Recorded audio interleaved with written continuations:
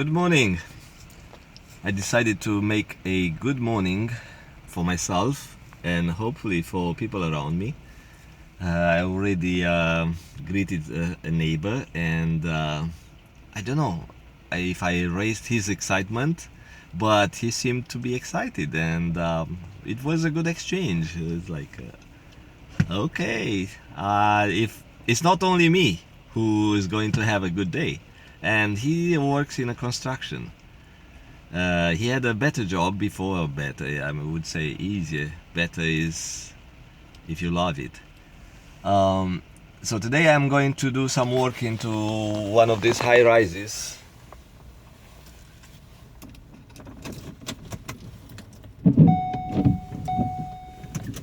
So luckily I don't have to use the stairs all the way up because it's 60 stories. So I did work on one of those in the past, and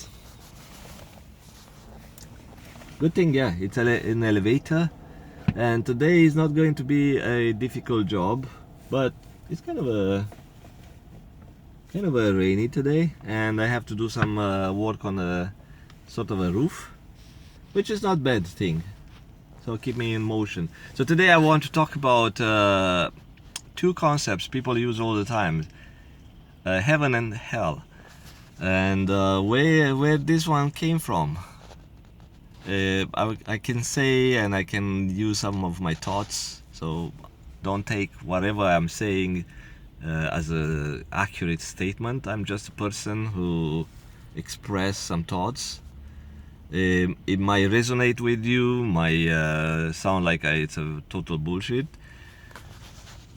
Heaven and hell, they are concepts coming from the dual way of thinking. The human way of thinking is kind of a duality. Why? Because it's easier to describe things, it's easier to express instead of going through shades of the two opposites. So you have white, you have black, you have dark, you have bright, you have day and night, you have good, bad, things like that. It's easier to describe instead of going through the intermediary phases, especially when you want to have a shorter conversation or shorter amount of data being broadcasted from your brain to a recipient brain.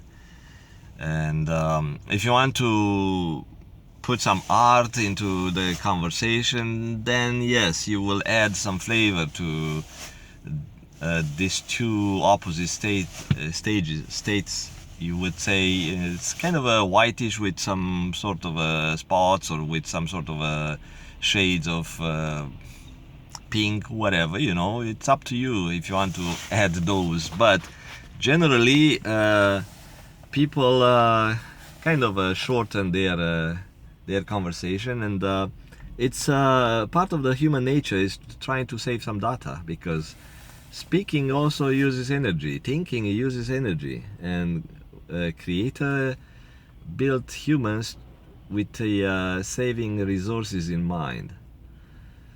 And if you look at everything people do, and especially the human body, the way the human body processes the nutrients, the food, those are very, very efficient systems, because the creator knew the past, knew the future, and since it knew the future, it knew that humans or this species went through these stages of their development and what happened in the past. For us, it's different way of thinking related to time, but for the entity or entities who created the humans, or let's say the field. So if we think in a material way, the way we sense the world, we think that we were created as a flesh, as a bones, as a something material that we can touch. If we think as a field, So all your atoms, or even the photons that make the light, all the electrons in the atoms and all the other subparticles of the atom are made of clusters of energy. And I mentioned that to different recording, and I explained how like make it easier to understand. So it depends how you want to see the world, as an energy field, or as a material form, or a way to be built. In any case, the system is built to conserve, to save energy. And I will describe the purpose of humans and other creatures here in different recording, but today I'm just touching this topic. So in order to save resources, energy, whatever,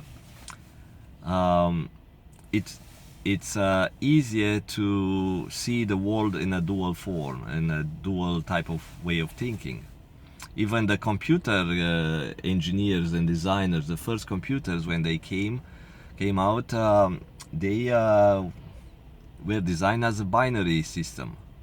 You have zeros and ones.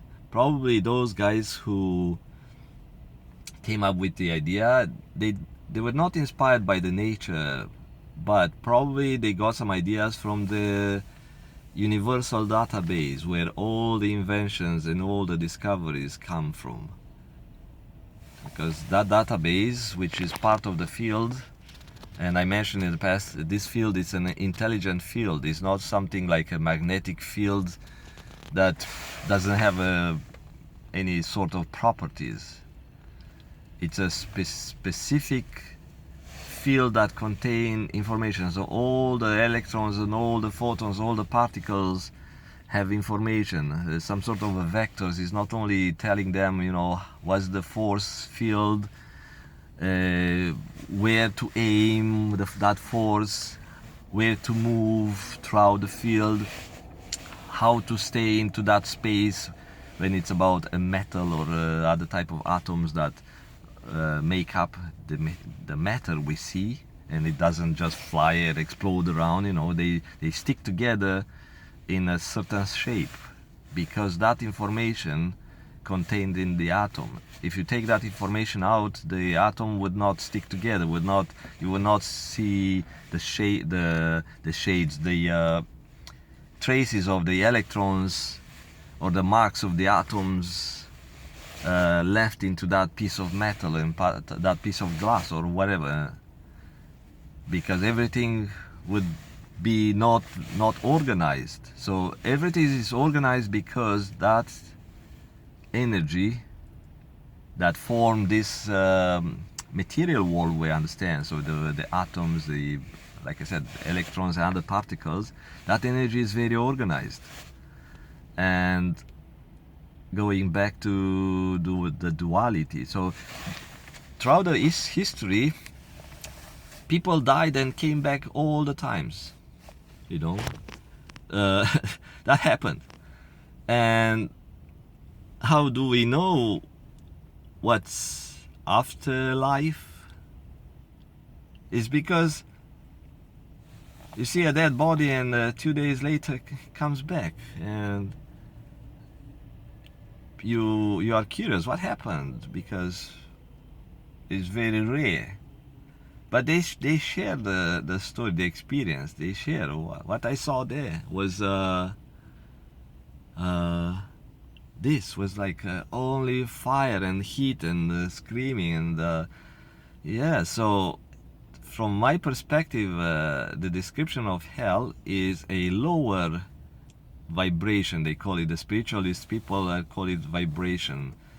So it's a lower state of the human consciousness, of the organization of the energy. So there are a number of realms, could be an infinite number of realms, and the soul goes through different stages. And the ones who are at the lower end, who need to learn and grow, or who did something stupid and they kind of karma, they lost some karma points or something. They have to, not really to suffer, but they have to start to learn a journey, to start understanding the process and fixing themselves up somehow. I can't describe in a plain language.